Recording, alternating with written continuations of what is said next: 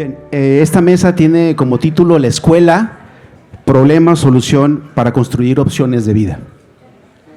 Esta es una pregunta que se ha tratado de responder en muchas geografías en diferentes partes del mundo. Y para responder a esta pregunta tenemos a tres invitados especiales. Nos acompaña Gabriela Escoto González. Ella es empresaria, líder empresarial, que además uno de sus proyectos tiene que ver con la orientación vocacional. Le damos un fuerte aplauso a Gabriela por estar aquí.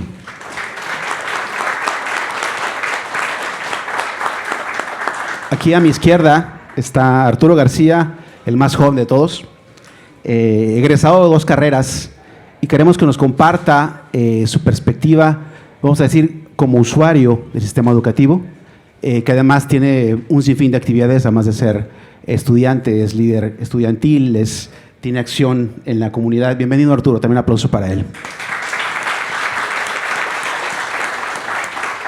Y Roberto Gutiérrez, que nos acompaña ahora como presidente de Malala Academia, que hace un trabajo increíble, que yo digo, no desde la sociedad civil, sino del altruismo cívico, donde lo que hacen ellos es en zonas marginadas, se les da a los jóvenes, ofrece aprender un deporte, un arte marcial, y los jóvenes pagan esa hora estudiando como apoyo, refuerzo para su formación académica. Un fuerte aplauso. Bienvenido, Rodrigo. En mi caso, soy Américo Ríos y dirijo de manera muy orgullosa a una escuela pequeñita y a una comunidad muy bonita de Escuela Activa Integral, y gracias también por la invitación. Bien.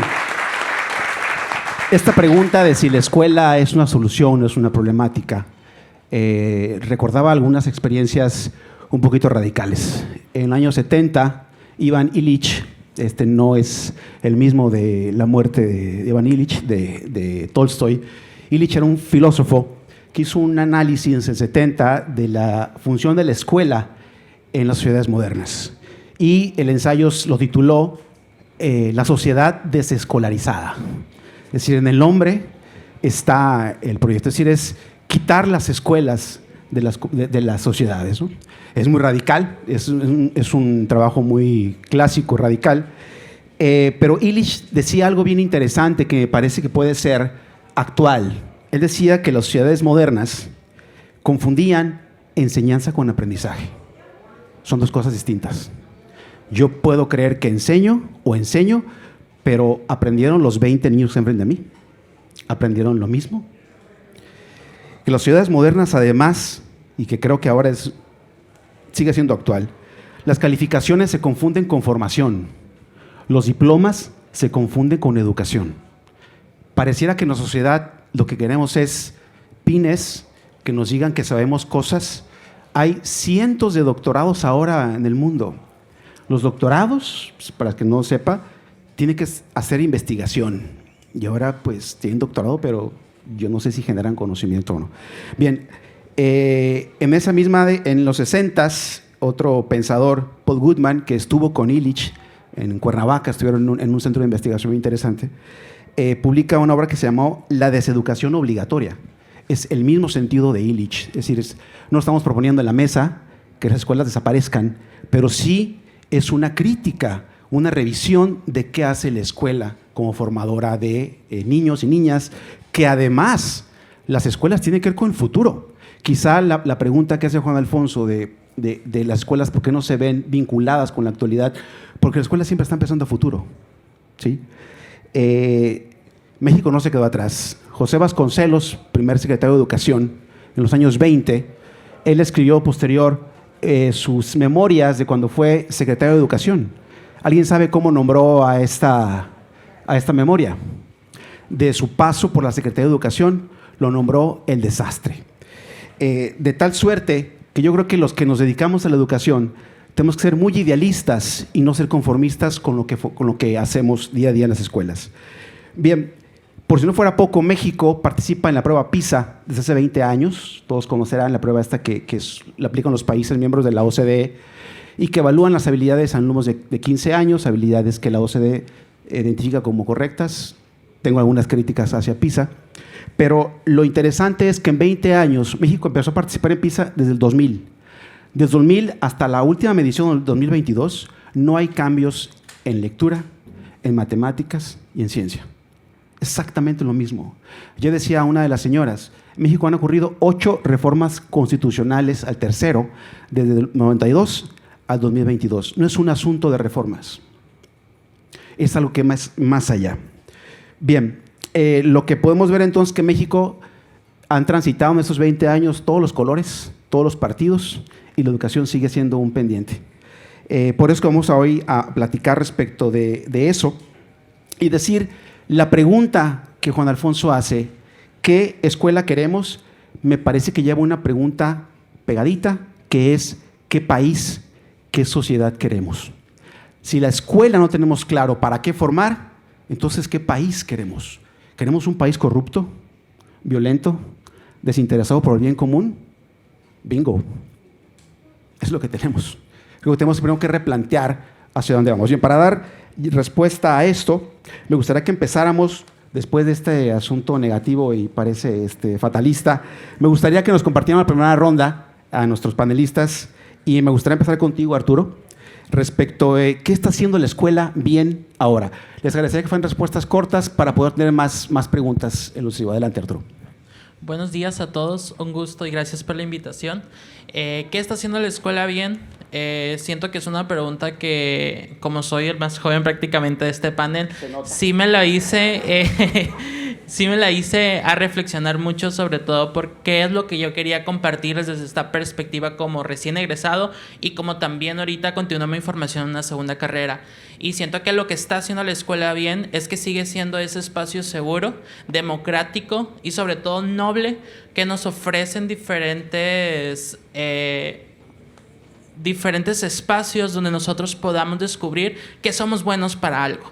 Porque muchas veces dejamos solamente a que el estudiante vaya y aprenda conceptos, aprenda a resolver problemas que muchas veces son teóricos, pero muchas veces no descubrimos qué es lo que nuestras habilidades pueden aportar allá afuera en la construcción de una mejor sociedad.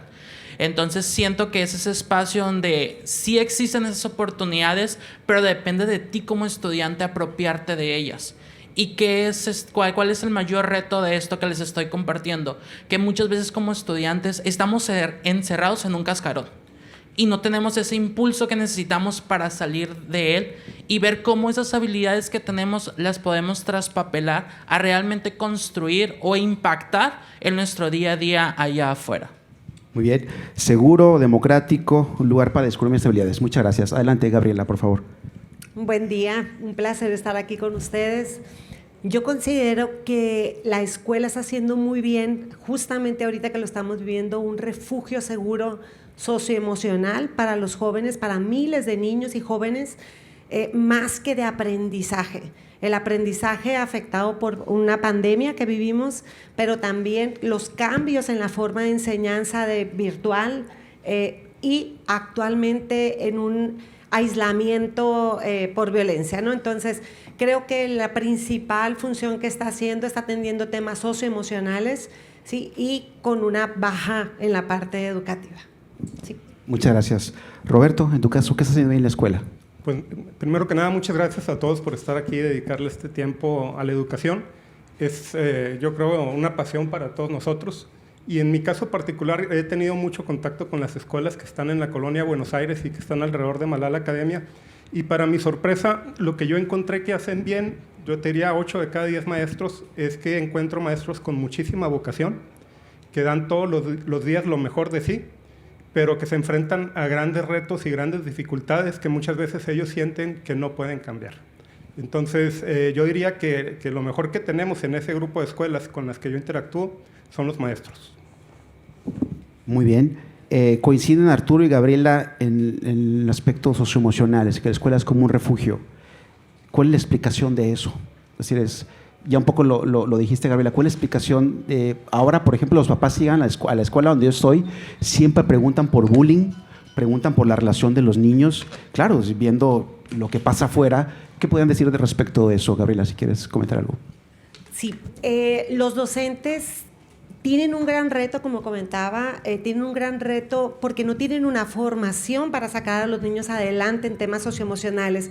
Sin embargo, cubren, como lo vimos en el panel anterior, esa necesidad de ser guías, de ser psicólogos cuando no lo son, y falta esa formación en la escuela. Y sin embargo, tienen que también atender temas socioemocionales, pero también temas académicos, ¿sí? Entonces, vemos un rezago en la parte académica.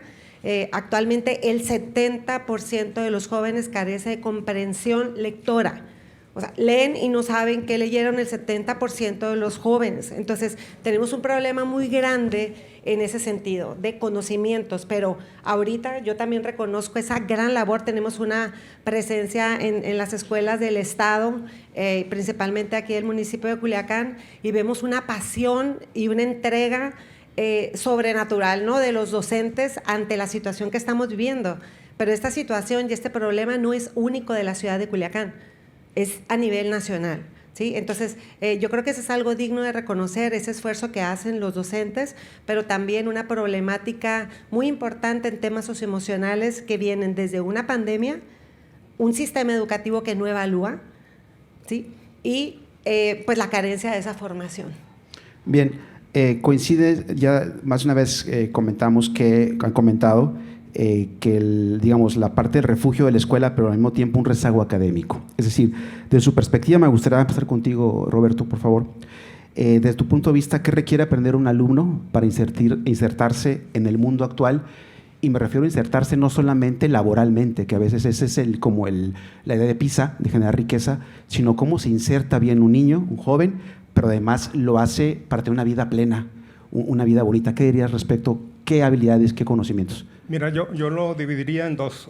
Una, yo creo que desgraciadamente la escuela hoy tiene muchos problemas con respecto a la capacidad de enseñar a los alumnos cosas básicas como lectura, matemáticas, física. Los alumnos que recibimos en Malala desgraciadamente traen un rezago. Me llega un niño de quinto, pero con conocimientos de tercero. Hay un desfase enorme entre lo que debería saber y lo que sabe. Pero justo la pregunta que yo me hago es si supiera lo que debería saber es suficiente, y el problema es ese, yo creo que no. Hoy un niño, para poderse desarrollar como adulto, creo yo, debería tener un espíritu emprendedor y no solo pensar en ser empleado, sino él mismo pensar que él puede salir adelante a través del trabajo propio y puede desarrollar una actividad y emplear a otros. Es decir, desgraciadamente muchos no ven en la oferta laboral actual una posibilidad de salir adelante, porque dicen, bueno, yo me puedo graduar como licenciado, pero termino de taquero y voy a estar trabajando o vendiendo tacos, ganando una cantidad que no va a ser suficiente para salir adelante, ¿no? Entonces, el espíritu emprendedor creo que no lo cultivamos y lo deberíamos cultivar enormemente. Y el segundo es reconocer que tenemos que haber personas que trabajamos y recibimos un sueldo como muchos de nosotros. Y la pregunta es cómo conectamos los empleos y los trabajos con los estudios. Y veo países que lo hacen muy bien. Te voy a poner un ejemplo. Por ejemplo, hoy tú podrías estar en México programando para Google, pero para eso deberías saber programar. Entonces, tú podrías estar en cualquier ciudad de cualquier país trabajando para cualquier empresa si estuvieses educado y preparado para lo que se está necesitando. Y a lo mejor tú me podrías decir, oye, pero la programación es algo muy complejo, no todos los niños van a saber de cómputo, no a todos les va a gustar. Bueno, pero hay otras opciones. Imagínate, por ejemplo, decir, bueno, si supiéramos de idiomas. Por ejemplo, yo cuando me tocó ir a estudiar fuera, me di cuenta que si tú no sabías inglés, era como ser analfabeta en el mundo, porque todos los libros que estaban en tendencia y el conocimiento más nuevo tardaba entre 15 y 20 años en traducirse al español. Entonces, el desfase de no hablar inglés te retrasa 15, 20 años, ¿no?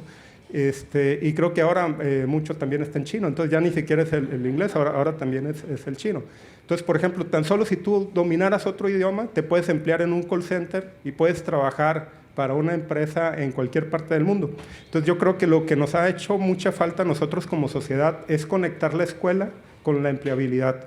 Y ahí, perdón que me extienda, voy a ser breve, pero creo que el principal problema somos nosotros. Nos falta mucha empatía y nos falta mucha responsabilidad sobre la escuela. Nosotros perdimos en Sinaloa las escuelas de tiempo completo. Es una desgracia tremenda Los niños tenían alimentación, las mamás preparaban esos alimentos. Para mí es desastroso. Recibo niños que no desayunaron y no comieron, y van a hacer tareas y van a practicar artes marciales. Y para mí eso es desastroso, y eso como sociedad lo aceptamos. Somos poco empáticos con esos niños y con esas familias. Somos poco empáticos con madres como la que tuvimos aquí. ¿Qué haríamos nosotros si perdiéramos a nuestros hijos? Yo ni siquiera podría ir a trabajar si perdiera uno de mis hijos. Yo no podría, ¿no? Y cuántas veces no empatizamos y vemos que es el problema de esa persona, pero no es el mío, porque yo a mis hijos los tengo y los tengo bien. Nos falta mucha empatía. Como sociedad aceptamos que la educación que la escuela da no es la adecuada. No lo podemos aceptar, tenemos que rechazarlo, pero no desde la crítica y desde la calificación, sino desde la suma, porque no importa quién esté como autoridad, el que esté, si no lo ayudamos a salir adelante, claro, y si no hacemos equipo con claro, él, no va a poder. Entonces lo que nosotros tenemos que hacer es cómo ayudar sin polarizar y sin pelearnos, porque la única manera que esa persona acepte un consejo mío y acepte colaboración mía es que yo lo respete como autoridad. Entonces el reto es que polarizamos mucho, ¿verdad? Roberto, muchas gracias. Dijiste muchas cosas muy provocadoras, pero soy moderador, yo no puedo, ¿no? Pero muy bien.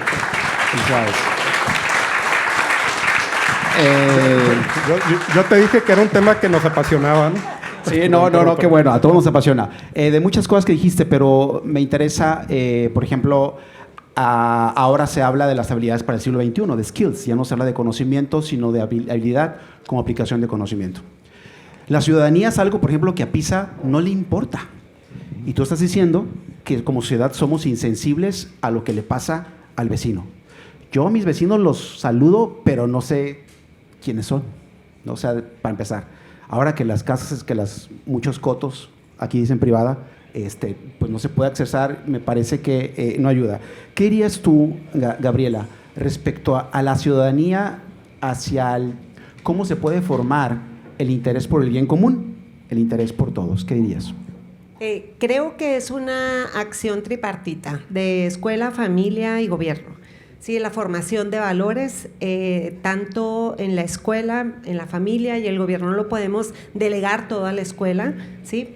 Creo que esos skills son cada vez más demandados y creo que los alumnos deben recibir, los jóvenes, los niños deben de recibir esa formación de habilidades socioemocionales como liderazgo, lo comparto completamente con Roberto, liderazgo, comunicación, trabajo en equipo, emprendimiento, que los haga fuertes, adicional al conocimiento, porque hay conocimiento base como lectura, habilidades matemáticas, o sea, la parte del conocimiento es independiente, pero creo que como fortaleza tenemos que, y es una acción tripartita, sociedad, familia, escuela, y en la sociedad incluye el gobierno, ¿no? De cómo podemos participar en ese fortalecimiento de habilidades socioemocionales que son altamente demandadas. Actualmente el sector empresarial demanda más o igual, ya equiparó el título profesional o el doctorado o la ingeniería a las habilidades blandas o skills que le llaman, de solución de conflictos, trabajo en equipo, liderazgo, capacidad de razonamiento de solución de problemas. Entonces, es algo que tenemos que fortalecer como familias, tenemos que fortalecer como escuelas, pero también como sociedad, exigir una política pública fuerte en la formación de habilidades socioemocionales. Muchas gracias. Dijiste, tenemos que como familias que participar. Me lleva a otra pregunta, Arturo. La pregunta es, ya lo decía la señora Micaela, la señora Gladys, muy bien. Yo citando a Goodman y a Illich, se escuchaban las señoras, no necesitamos leer ni a Goodman ni a Illich. Por cierto, si los quieren leer, ya sea a Goodman o a Illich, yo sugiero que sea después de que México ganó un partido, porque los ensayos son devastadores, ¿no? Sobre todo el de Illich, solamente léanlo si México gana el campeonato, si no, no lo lean. Pero regresando al papel de las mamás, el papel de las familias, perdón, me gustaría que nos compartieras, Arturo, cuál es el papel, pensando en tu historia familiar, que la familia tiene que hacer para apoyar, asistir a que un niño o una niña desarrolle toda su potencialidad. Bueno, poniendo un poquito de contexto, yo soy originario de una comunidad rural del municipio de Angostura, llamada Bruno Beltrán García, de no más de 200 habitantes. Y justamente de las características que comparto en el tema educativo es que provengo de una familia donde la mayoría de ellos son maestros. Entonces, de muy pequeño me atrevo a decir que fui señalado por Arturo es bueno, es inteligente o muy responsable porque su papá lo pone a estar estudiando, creo que todas las tardes. Y creo que todos los jóvenes niños que comparten justamente esta parte de la historia, muchas veces nos sentimos o nos encerramos en una burbuja de ese tipo de señalaciones, porque creemos que lo que somos actualmente está definido justamente por ese factor que es el que nuestros papás sean maestros o que nuestros tíos sean maestros. Y justamente dentro de esas señalaciones que yo recibí cuando estaba en primaria, en secundaria, fue donde me di cuenta que yo quería darme a conocer ante el mundo, no por esas señalaciones, sino por lo que yo tengo para ofrecerle justamente a través de mis acciones diarias, a través de mis habilidades. Entonces siento que el papel que juega muy importante es, desde mi perspectiva, que mis papás me dejaron ser. Ellos sí me acompañaban durante todo el proceso, pero ellos estaban ahí para levantarme cuando yo me caía.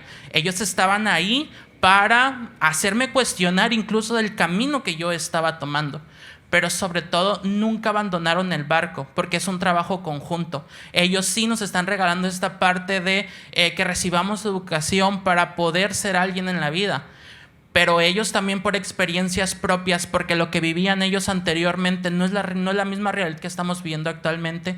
Tenemos que encontrar justamente esa conexión entre que ellos sí nos dan esas facilidades, pero también ellos sí son quienes nos dan la mayor motivación para seguir en ese camino, para no abandonar ese barco y sobre todo para realmente descubrir qué somos capaces de lograr.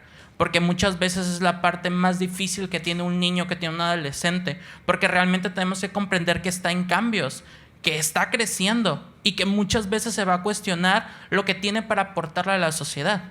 Pero justamente es donde tenemos que encontrar esta conexión en que los papás son prácticamente ese brazo derecho que necesitamos cuando nos duele mucho por estar escribiendo, cuando nos cuestionamos porque tenemos que hacer una maqueta para el lunes y ya es domingo. Entonces justamente tenemos que se vuelven nuestros aliados principales, en pocas palabras. Me gusta como lo dices, hiciste una alusión al barco y voy contigo, Roberto. Hay un pensador español que se llama Gregorio Luri, que dice lo que quiere, no es muy amable cuando habla de educación, pero dice que los hijos, Roberto, son como los barcos. Están bien en puerto, pero no fueron diseñados para estar en puerto. Fueron diseñados para salir a alta mar y enfrentarse. Yo lo que veo ahora de mi experiencia como formador es que muchas familias no quieren que sus hijos se equivoquen. Perdón por el comercial, pero en el 86 yo era un niño de tercero o cuarto de primaria. Y yo llené mi álbum de cartitas y mi mamá ni se enteró. Ahora, ¿saben qué pasa? La mamá le quita el álbum al muchacho porque no le va a pegar bien la cartita. Porque es decir, y como eso hay muchos casos, acuérdense del gran fraude de las universidades de la Ivy League, ¿no? Donde padres de familia pagaban a la universidad para que su hijo fuera admitido. ¿Qué cosas estamos haciendo los papás ahora, las familias, que no son correctas, o más bien, qué deberían hacer los papás en ese sentido? Fíjate que nosotros fundamos Malala justo preguntándonos entre un grupo de amigos qué nos había hecho buenas personas a nosotros. Y cuando nos hicimos esa pregunta encontramos un común denominador que fue nuestra mamá, que era un coach. Lávate los dientes, tiende tu cama, haz tu tarea. Su presencia, su acompañamiento, para nosotros fue muy relevante, pero junto con eso nosotros practicábamos artes marciales.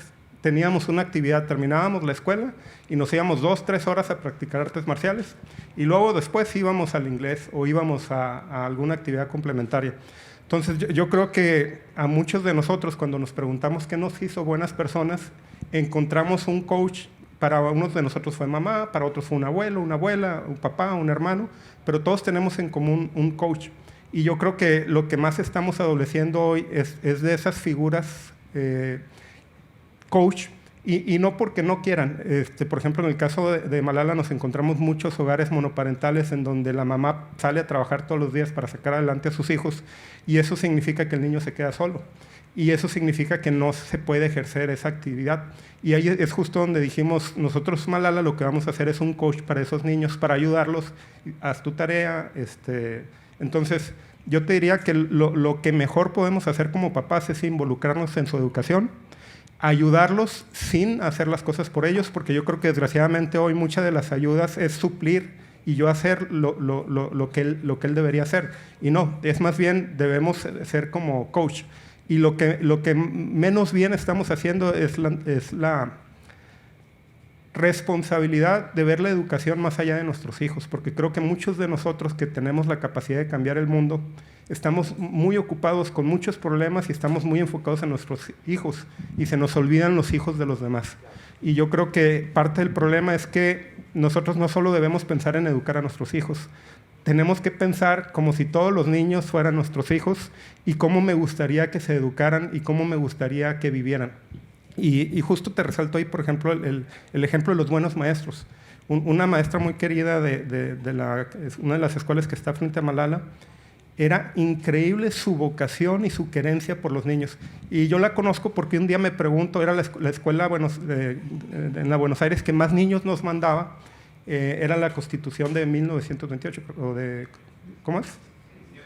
17. Y esta escuela nos mandaba el 60% de los niños que recibíamos, habiendo otras 6 escuelas alrededor. Entonces, de repente yo digo, oye, ¿qué estaremos haciendo bien que esta escuela nos manda muchos niños? ¿Y cuál es mi sorpresa? Que no era que nosotros estuviéramos haciendo nada bien. La maestra estaba tan preocupada por sus niños y quería alejarlos de las drogas, que decía, aquí los niños salen y hay una tiendita ahí y otra ahí y ahí venden droga. Y me los están pescando. Entonces, yo lo que necesito es que hagan algo que los aleje. Entonces no éramos nosotros, era una maestra preocupada por sus niños que los quería sacar adelante. Entonces esa empatía de esa maestra hacia todos sus niños es la que todos los padres de familia, es más, todos los ciudadanos deberíamos tener por la niñez. La niñez es de nosotros, los niños son todos nuestros y su futuro depende de nosotros. Solo nosotros podemos cambiar ese futuro, créanme, nadie más lo va a hacer. Qué bonito, qué bonito, qué bonito. Bien.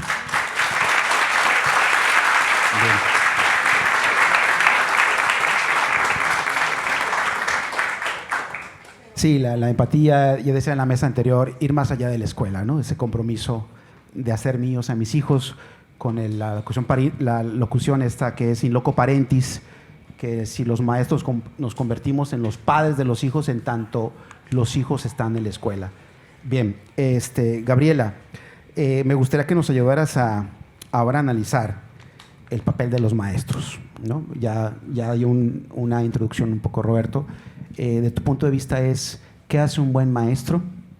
Creo que todos conocemos a un profesor, profesora que nos marcó nuestra vida, ¿no? Yo tengo el gusto de que haya tenido 2, 3 maestros. La pregunta es, ¿por qué no todos los maestros que tuve o que tuvimos? ¿Qué dirías tú al respecto? Me das en mi punto débil, ¿no? En mi core business. Yo creo que es la vocación.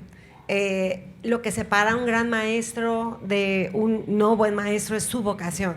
Si realmente tiene vocación, si tiene formación, si tiene esa pasión por enseñar, como lo compartí ahorita, Roberto dice, oye, una maestra estaba transformando la vida de 60% de sus niños que están intervenidos, ¿no? Entonces, yo creo que ahorita en la sociedad, por el problema que estamos viviendo, estamos teniendo líderes realmente que muy calladitos, muy en silencio, están transformando la realidad de muchos niños. Y tengo aquí al director y de verdad quiero agradecer porque es algo que no se anuncia, pero está llegando a cada secundaria y a cada preparatoria para transformar la vida de cada niño y decirle cuál es su vocación. ¿Para qué es bueno? ¿Cuáles son sus destrezas? ¿Cuáles son sus habilidades? ¿En qué puede triunfar en la vida? Entonces, es Construyendo Paz, una estrategia que une a diferentes fundaciones, que une diferentes liderazgos en la ciudad y en el estado y que transforma la vida de niños. A mí en lo personal me ha tocado hasta llorar Cuando veo que una niña llora o que un niño llora cuando dice, yo puedo ser abogado, o yo puedo ser doctor, o yo puedo ser licenciado, sí, sí puedes. Entonces, creo que lo que distingue a un buen docente de uno que no es la pasión. La pasión, su vocación y la formación. Cuando tienen vocación, tienen formación porque ellos se entregan de forma natural. Como comentaba, oye, no es que mis papás me lo impusieron, es que yo tenía la vocación y quería salir adelante, ¿no? Creo que eso es. Sí, muy bien, muchas gracias. Bien, para ir cerrando la mesa, si les parece, me gustaría empezar contigo, Arturo. Respecto, ¿cuáles son los retos y compromisos prioritarios que tiene la escuela? ¿Qué dirías? Creo que el principal reto justamente es esta parte que podemos justamente identificar las participaciones de mis compañeros ponentes, y es esta parte de la formación del liderazgo. Es ser conscientes que para lograr un verdadero cambio allá afuera, la escuela se tiene que convertir en ese espacio donde ya no exista un liderazgo de maqueta. Es decir, ese típico liderazgo donde el líder es aquel que reparte qué va a hacer cada quien en el equipo de trabajo, y conforme a cómo se desenvuelvan en ese papel, justamente es la calificación que te pone el docente. No, ir más allá. Es decir, ser un verdadero líder es prácticamente una conducta diaria.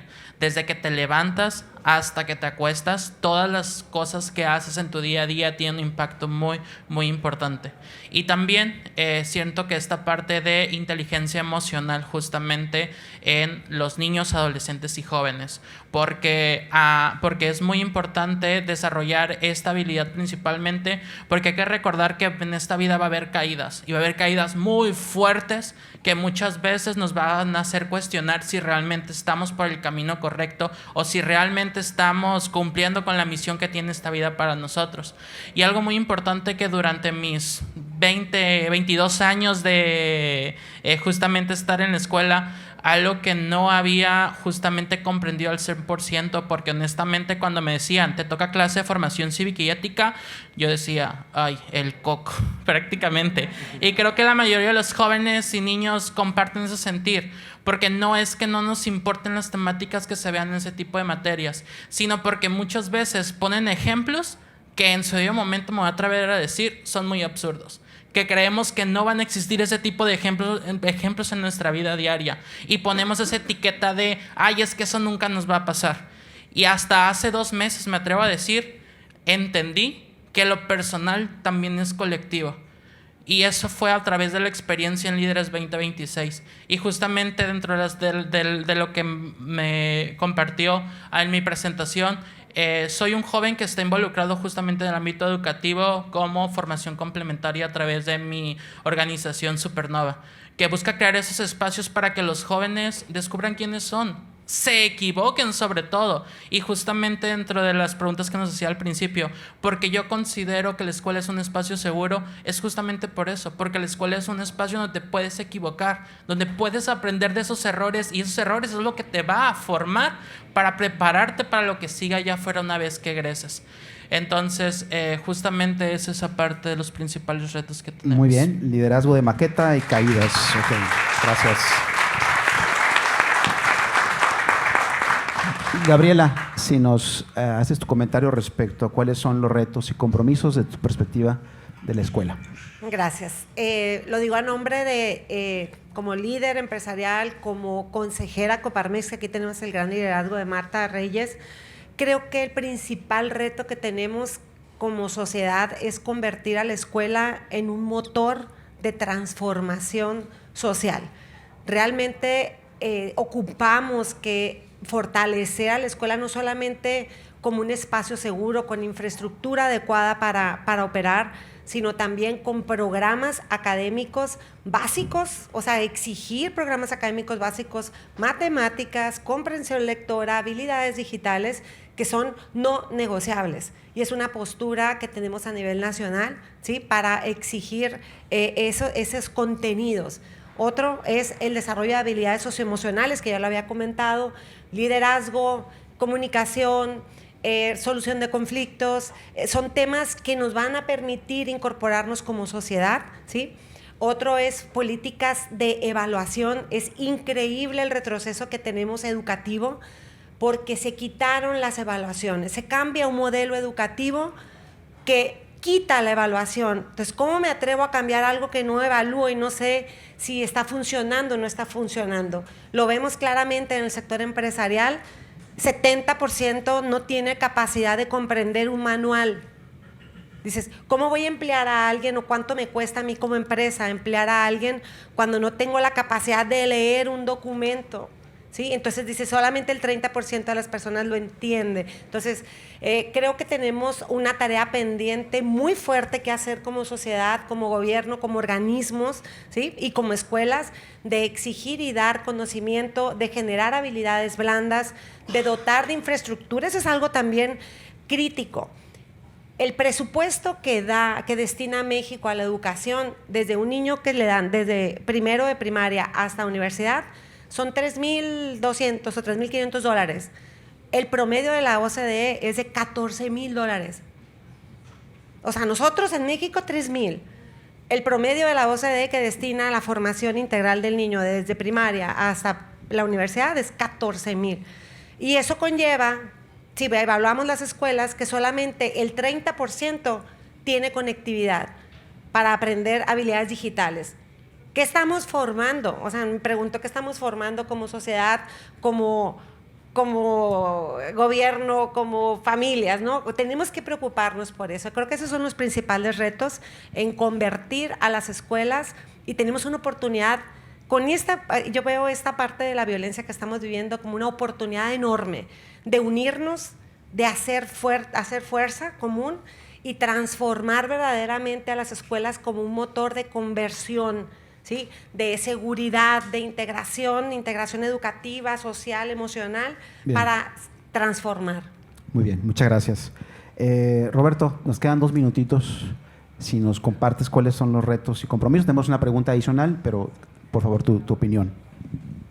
Mira, te lo voy a dar desde 2 dimensiones. Una que puede parecer muy simplista y todas muy enfocadas al trabajo que nosotros hacemos ahí en Malala. El reto número 1, lo voy a poner en una dimensión más alta, tiene que ver con conectar el conocimiento con lo que va a sacar adelante a esa persona con habilidades para la vida. Y esas tienen mucho que ver, la transformación que nosotros estamos haciendo va hacia robótica, inteligencia artificial, ciencia de datos, cosas que es conocimiento que es para todos, es público. Tú podrías estudiar ahorita lo que se está estudiando en Harvard, en el MIT, en muchas universidades, porque toda esa información está en Internet. Y vamos a decir, hay una problemática de conectar la educación con lo que te va a sacar adelante. Pero en Malala tenemos un conflicto más duro. Necesito que las niñas no se me embaracen antes de los 16 años y que a los niños no nos los reclute la delincuencia. Esos son nuestros retos. Muchas gracias. Bien, para terminar, una última pregunta. No nos podemos ir sin responder. Les pido que sean muy breves, medio minuto, 1 minuto máximo. ¿La escuela es un problema o una solución para construir opciones de vida? Empezamos contigo, Gabriela, por favor. Definitivamente una solución. Tenemos que convertir, nuevamente lo repito, tenemos que convertir a las escuelas en motores de transformación social y productiva. Muchas gracias. Roberto. La escuela es la solución, nosotros somos el problema. Tenemos que involucrarnos y si no lo hacemos, el resultado va a seguir siendo el que hoy tenemos. Muy bien. Arturo. Es la solución definitivamente.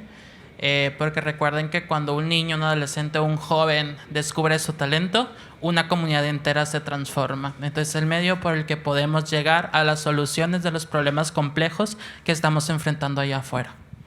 Muy bien. Muchas gracias. Para cerrar, un aplauso, por favor, para nuestros panelistas.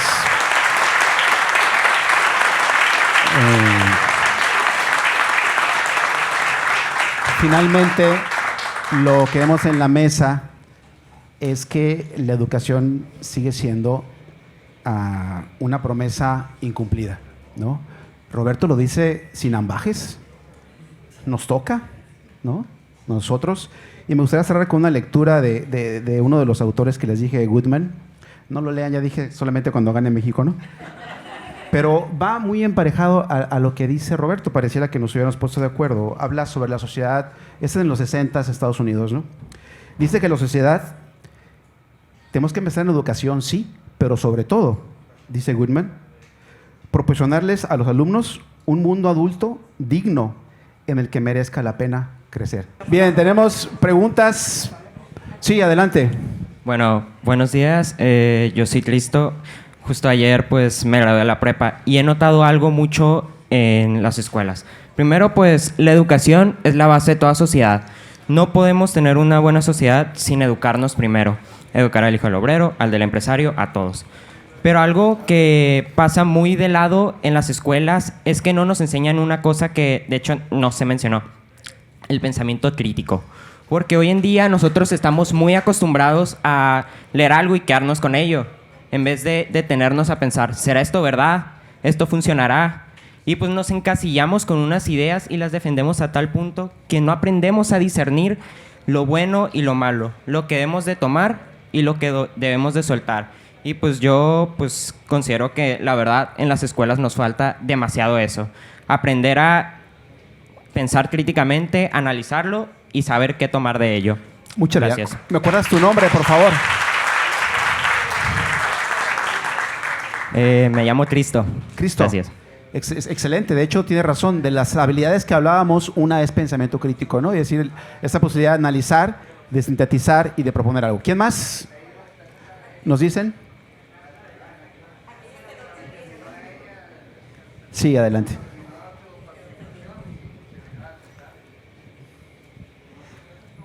Maestra, todo eso que dice suena muy bonito. Pero yo estoy aquí para terminar la secundaria porque mi papá me está obligando. Yo lo que quiero es tener mucho dinero en la buchaca, un camionetón y una buena viejona. Fue lo que me respondió un estudiante de secundaria después de dar una plática. Y sabemos, desgraciadamente, que ese pensamiento permea en muchísimas de nuestras escuelas. El tema de la inseguridad tiene que servirnos de un espacio para formar a nuestros muchachos. Tenemos que buscar lo positivo dentro de lo malo. Lo decía el señor Antonio, lo decía la maestra. Tenemos que tener buenos maestros y ser buenos padres coach. Tenemos que dirigir a nuestros niños, no permitir que sean atrapados por el narco. Hacerles reflexionar que detrás de ese panorama brillante que les ofrece el narco, existe una cola de sangre y dolor. Que la inseguridad, y los niños de primaria te lo dicen, es por los narcos. Ok, tú quieres contribuir a que ese panorama de inseguridad lo sigamos viviendo, a que ese dolor de las madres que pierdan a sus hijos, a los negocios que quedan detenidos después de años de esfuerzo, se siga dando en nuestra ciudad. En eso también tenemos que rescatar, para que la escuela sea solución, tiene que solucionar los problemas que estamos viviendo. Tenemos que ser contrapeso. No nos puede ganar el narco. Tenemos que formar jóvenes conscientes. Correcto, muy bien, muchas gracias. ¿Alguien más? ¿Hay espacio para más preguntas? Una más, ¿sí? Adelante. ¿Tienes todavía unas 3 más? Ah, bueno, ya dijiste, venga. Buen día a todas y todos, soy Carmina.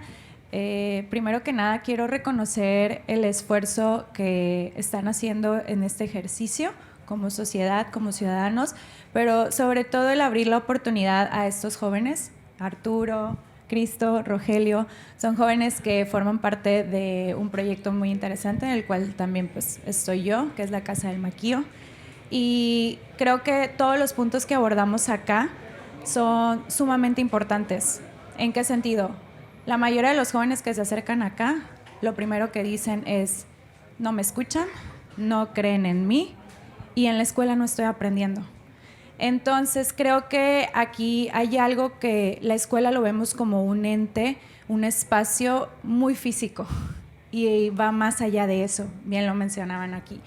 Creo que aquí a lo que quiero llegar es que como ciudadanos, o sea, no nomás como alumnos, como padres, hijos, empresarios, no, simplemente como ciudadanos, tendríamos que llevar la educación siempre, a todos lados, sea, predicarlo, tal cual como una religión. Y creo que a través de este ejercicio, ya lo hablo muy de mi línea profesional, la educación complementaria ha sido esta mano que ayuda a esta necesidad, porque en algún punto la educación se volvió también un negocio.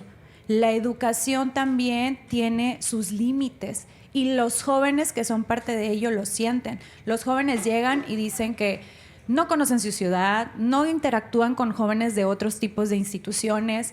Y cuando se crean estos espacios, como lo mencionó Cristo, de que se atreven a cuestionar, se atreven a conocer que hay más jóvenes con pensamientos similares, que ellos tienen la voz para ser escuchados y hacer cambios, es cuando ellos ven la luz y creen en algo. Pero es bien interesante cómo la fórmula empieza a que primero el joven tiene que creer en algo antes que nosotros creamos en ellos. Y aquí mi pregunta hacia el panel es, me encantaría como ciudadana primero, y luego como directora de este espacio de formación de liderazgo, ¿cuáles serían las 3 cosas que yo tendría como ciudadana que compartirle a los jóvenes?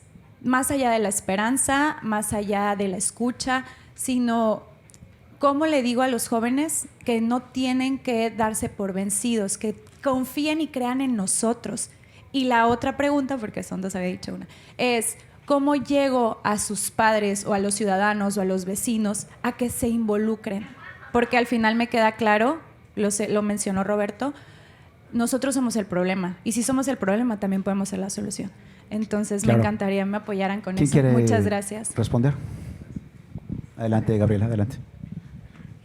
Creo que la principal forma de hacer consciente al joven es que conozca su vocación. Creo que es algo que se puede ayudar a que descubra cuáles son sus fortalezas, sus destrezas, sus habilidades, su vocación, para que pueda transformar. Al momento que él conoce en qué puede destacarse, los papás se suman y los papás se van involucrando, no nada más los papás, sino también su comunidad educativa. Entonces, yo como recomendación diría que el joven conozca cuáles son sus fortalezas personales, destrezas, habilidades, su vocación, para que pueda él ir teniendo éxitos, pequeños éxitos que fortalezcan ese futuro. ¿Sí? Muy bien. ¿Alguien más quiere complementar la respuesta? Roberto. Sí, no sé si vieron, hace poco se hizo viral un estudiante que se quedó dormido en su clase y no se dio cuenta que el maestro estaba poniendo un problema que no se podía resolver y no había solución, un problema matemático. Y él piensa que esa es una tarea. Y resulta que uno de los problemas más complejos que había en la matemática lo resolvió este muchacho porque nunca le dijeron que no tenía solución. Entonces, yo creo que justo la respuesta es creer en algo y creer en alguien, y ese alguien eres tú. Bien, muchas gracias. Vamos a la última pregunta, por favor. Adelante. Muy buenos días a todos. Muchas gracias por la invitación, a Omar Garfias. Mi nombre es Rocío y mi pregunta es la siguiente. ¿Qué opinan ustedes que un maestro de secundaria, yo como madre de familia, diga que un niño de alto rendimiento es un problema? O sea, la maestra, el comentario hacia mi persona fue, para nosotros es un problema en las escuelas tener un niño deportista. Aquí la pregunta es, ¿qué opinan ustedes con esa comentario de parte del maestro? Me describiste como alumno. Sí, somos un problema, nos aburrimos muy rápido, entendemos las cosas muy rápido, vamos a un paso distinto que los demás y nos convertimos en un problema, la verdad. Los niños que tienen ciertas capacidades especiales superiores necesitan escuelas distintas, con maestros distintos, y digamos que en mi caso mi mamá supo hacerla muy bien porque nos daba mucho que leer y mucho ejercicio que hacer y nos mantenía muy ocupados. Pero la realidad es esa, nuestras escuelas no están preparadas para alumnos muy inquietos, por decirlo de alguna manera, y yo creo que como papás nosotros tenemos que encontrar cómo complementar, porque hoy no hay una respuesta institucional, o cuando menos yo no conozco escuelas para niños de alto desempeño en México. Sé que en otros países existen, por ejemplo, en mi caso yo me aburría. Lo que a lo mejor en mi grupo les llevaba 2 horas entender, yo a los 3 minutos ya lo había entendido. Y eso significaba que me aburría y me ponía a platicar y empezaba a hacer otras cosas. Y yo me convertía en un problema para el maestro. Entonces creo que algo de razón tiene. Bien, vamos a dar por terminada ¿Una más? Una más, la última. Sí, gracias. Aquí, perdón, me gustaría complementar la respuesta desde otro punto de vista. Bueno, sí, bueno, desde otro punto de vista, yo como mamá de un niño deportista y académicamente alto, también me sucedió lo mismo, pero a mí era la queja, igual. Lo tenían que sacar, él acababa muy rápido, lo tenía que sacar, y lo que yo hice personal es en la tarde saturado, o sea, de deportivo, académico, porque efectivamente son un problema, porque distraen al resto del grupo, porque lo comprenden más rápido y son más inquietos, ¿no? Bien, muchas gracias. Vamos a la última pregunta. Adelante, Sí, por favor. Gracias. Retomando lo que decía Gaby justamente sobre la vocación, ¿no? Es muy importante, ¿no?, enseñarles a encontrar a los jóvenes la vocación, pero creo que esa labor no se va a lograr mientras los que les tienen que enseñar a encontrar su vocación no tengan la vocación para enseñar. Y ese es uno de los grandes problemas que hay ahorita en la docencia aquí en nuestro ámbito, ¿no? Las instituciones educativas se están llenando de personas que no tienen ganas de enseñar, se ufanan incluso de eso, porque los ampara una base o quién sabe qué cosa los tiene allí, pero la sociedad y el gobierno tienen que poner mucha atención en ello. No voy a quemar a ninguna institución en particular por eso, porque son autónomas y pues no se debe. Pero mientras sociedad y gobierno no pongan atención, por desgracia los empleadores, hablando de las habilidades blandas, no evalúan eso en los currículums, se evalúan otras cosas, pero la gente que quiere enseñar no la dejan. Entonces, mientras no se le dé al maestro el lugar que le corresponde porque quiere ser maestro, creo que le quitan dignidad a la labor docente y le quitan credibilidad ante sus estudiantes. Entonces hay que poner atención en ello porque es un gran problema que ahí está de manera a las sombras, pero se nos están llenando las escuelas y las universidades de ese tipo de problemas, de gente que no tiene vocación para enseñar y sin embargo ahí está. Y los que, digo, lo hablo por mí, hijo de maestros, que me han enseñado la responsabilidad de esa chamba, que quienes queremos hacerlo no nos dan oportunidad. Bien, pues no podemos cerrar mejor que con el comentario, ¿no? Muchas gracias. Gracias por su asistencia. Gracias, Roberto, Gabriela, Arturo. Gracias, Juan Alfonso. Seguimos con la siguiente mesa.